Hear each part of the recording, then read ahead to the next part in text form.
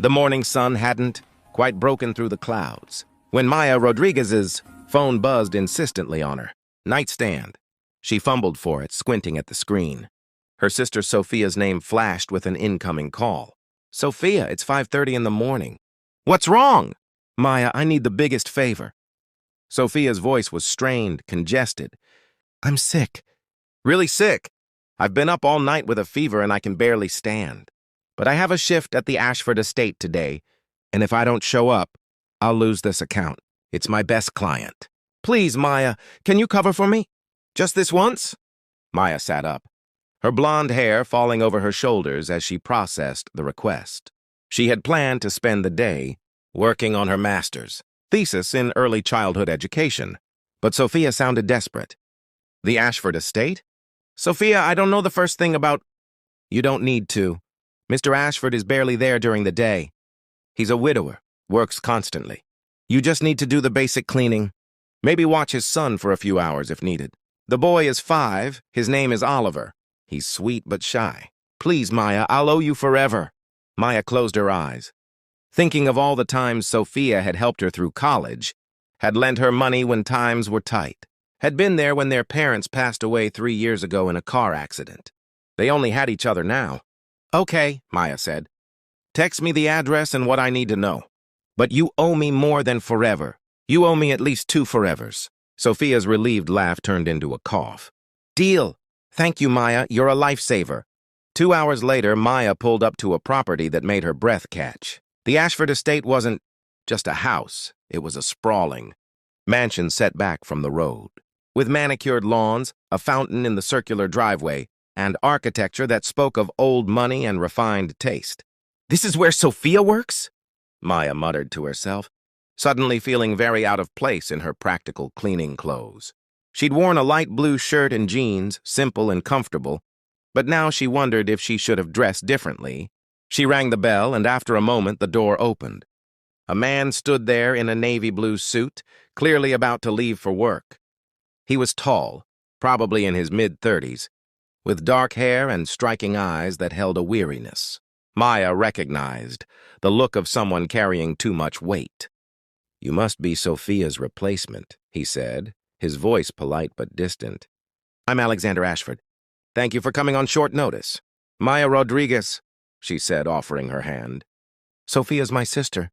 She's really sorry she couldn't make it. No need to apologize. These things happen." He glanced at his watch. "I'm running late for a meeting." "Oliver is in the living room. He's had breakfast, but he'll need lunch around noon. There's food in the refrigerator. The cleaning supplies are in the utility closet. Sophia's notes are on the kitchen counter. She texted me that she'd send you the routine. Oliver is your son?" Maya asked. Something flickered in Alexander's expression. Pain, maybe, or regret. "Yes, he's 5. He's been through a lot. His mother passed away 2 years ago, and he doesn't talk much anymore. To anyone, don't take it personally." Before Maya could respond, Alexander was already heading toward a sleek black car in the driveway. "I'll be back by 6. My number is on the counter if you need anything urgent." And then he was gone, leaving Maya standing in the grand foyer of a mansion, responsible for a house and a child she'd never met. She found Oliver exactly where his father had said. He'd be in an enormous living room that had been partially converted into a play area. The little boy sat on the floor, building something with colorful blocks. He had his father's dark hair and the same cautious eyes. Beside him was a stuffed gray elephant that looked well-loved, with worn patches and a slightly crooked ear. "Hi, Oliver," Maya said softly, kneeling down a respectful distance away. "My name is Maya. I'm going to be here today while your dad is at work." Oliver looked up at her briefly, then returned his attention to his blocks without saying a word. Maya had studied child development extensively, and she understood that grief in children could manifest in many ways, including selective mutism. She wouldn't push him. "That's a really cool tower you're building," she said conversationally. "I like how you're using the green blocks for the base. That's smart, makes it stronger." No response, but Oliver's hands paused for just a moment, so she knew he was listening. "I'm going to do some cleaning, but I'll be around if you need anything. Is it okay if I turn on some music? I like to listen to music while I work." This time, Oliver glanced at her and gave the tiniest nod. Maya spent the morning cleaning, but she kept returning to check on Oliver.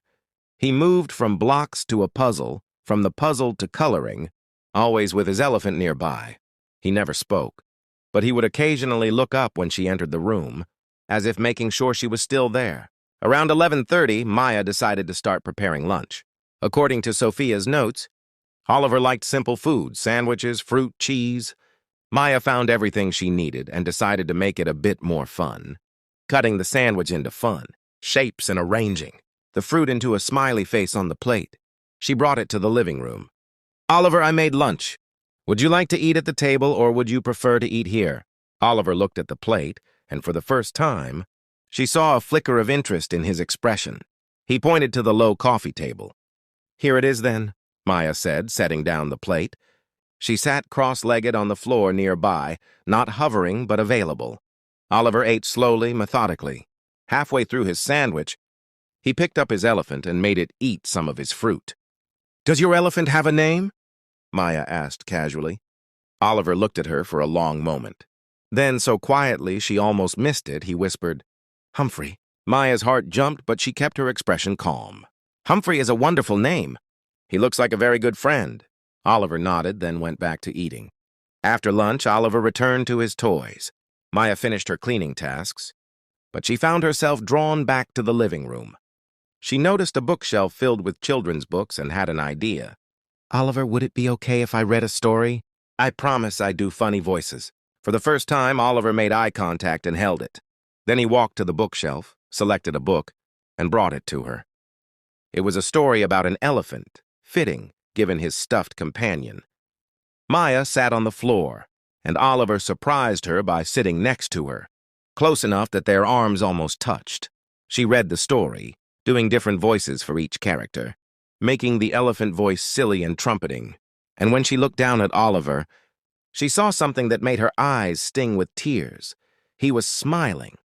Not a big smile, but it was there, real and genuine. They read 3 more books. By the 4th, Oliver was leaning against her shoulder, his elephant in his lap. When she finished, he looked up at her and said very clearly, "Again?"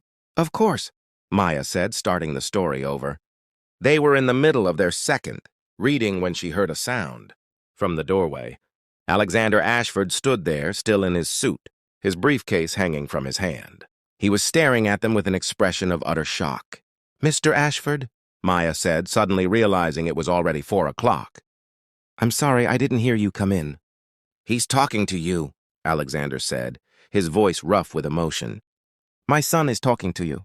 Oliver looked at his father, then back at Maya, uncertainty crossing his small face. "We were reading stories," Maya said gently. "Oliver has excellent taste in books." Alexander set down his briefcase and walked slowly into the room, as if afraid sudden movement would break whatever spell had been cast. "Oliver, buddy?" Oliver stood up, clutching Humphrey, and walked to his father. "Daddy, Maya does funny voices." And she made my lunch smile. Alexander knelt down and pulled his son into a hug, his eyes squeezed shut. When he looked up at Maya, she could see tears on his cheeks. "Thank you," he mouthed silently over Oliver's head. Maya's own eyes filled with tears. She stood quietly, starting to gather her things, giving them their moment. "Please don't go yet," Alexander said. "Oliver, why don't you show Maya your room? Show her your train set." Oliver took Maya's hand without hesitation and led her upstairs. His room was beautiful but sparse, as if it had been decorated by an interior designer rather than a parent. Expensive. Furniture. Tasteful colors, but lacking the chaos and personality of a lived-in child's room, except for one corner, where an elaborate train set sprawled across a table. "Wow," Maya said genuinely. "Oliver, this is incredible." He showed her how the trains worked, explaining in his soft voice, which was his favorite, where each track went. Maya listened with full attention, asking questions, letting him be the expert. When they returned downstairs, Alexander had changed out of his suit into jeans and a white shirt. He looked younger, more approachable. "Maya, can we talk for a moment?" he asked. Oliver settled back onto the floor with his toys, and Maya followed Alexander into the kitchen. "I don't know what you did today," Alexander said, "but my son spoke to you." "He hasn't spoken to anyone," outside of mandatory responses to me or his therapist in over a year. Not to Sophia, not to his teachers, not to anyone. And in one day you got him to talk to you. To smile, to... His voice broke. I haven't heard him laugh in so long. I'd almost forgotten what it sounded like. I just spent time with him, Maya said. I didn't push. I let him come to me when he was ready. It's more than that, Alexander insisted. Sophia is wonderful, but Oliver never opened up to her like this. There's something about you. He paused. What do you do? For work, I mean. Are you a professional nanny? No, Maya said. I'm finishing my master's degree in early childhood education. I want to work with children who've experienced trauma, help them process their grief and find their voices again. Alexander stared at her. You're studying exactly what my son needs. Every child is different, Maya said carefully. What worked today might not work tomorrow. But it worked today, Alexander said. Maya, I know this is going to sound crazy. We just met, but would you consider coming back? Not as a cleaning person, I can hire anyone for that. But as someone who could spend time with Oliver, help him, be there for him in a way I haven't been able to manage while running my company. Mr. Ashford? Alexander, please. Alexander, I have my thesis to finish, and I'm not a licensed therapist yet. I know, and he has a therapist. But he needs more than weekly sessions. He needs someone in his daily life who understands what he's going through. Someone who can help him feel safe again. Someone who can make his lunch smile. Alexander's voice cracked on the last words. Maya looked past him to where Oliver sat playing, and she thought about her research, about her passion for helping children heal. This wasn't what she'd planned. But sometimes the most important work wasn't what you planned. Let me talk to Sophia, she said finally. And let me think about it. This is a big decision. Of course. Take all the time you need. Alexander pulled out his wallet and handed her several bills, far more than Sophia's usual day rate. This is too much, Maya protested. It's not nearly enough, Alexander said. Maya, you gave me back my son's voice today. There isn't an amount that could repay that. As Maya prepared to leave, Oliver ran up to her. Will you come back? He asked, clutching Humphrey. Maya knelt down to his eye level. Would you like me to? Oliver nodded vigorously. Then yes, Maya said, making a decision in her heart before her head had fully caught up. I'll come back. Oliver surprised her by hugging her. Something Alexander later told her he hadn't done with anyone except his father in over a year. That evening, Maya called Sophia and explained everything. Her sister was thrilled, encouraging her to take the opportunity. Maya, this is what you've been studying for. This is your purpose showing up in the most unexpected way. And honestly, Alexander Ashford is a good man. His wife died so suddenly, and he's been trying so hard to be both parents to Oliver, but he's drowning. They need someone like you. Over the next few weeks, Maya began spending her days at the Ashford estate.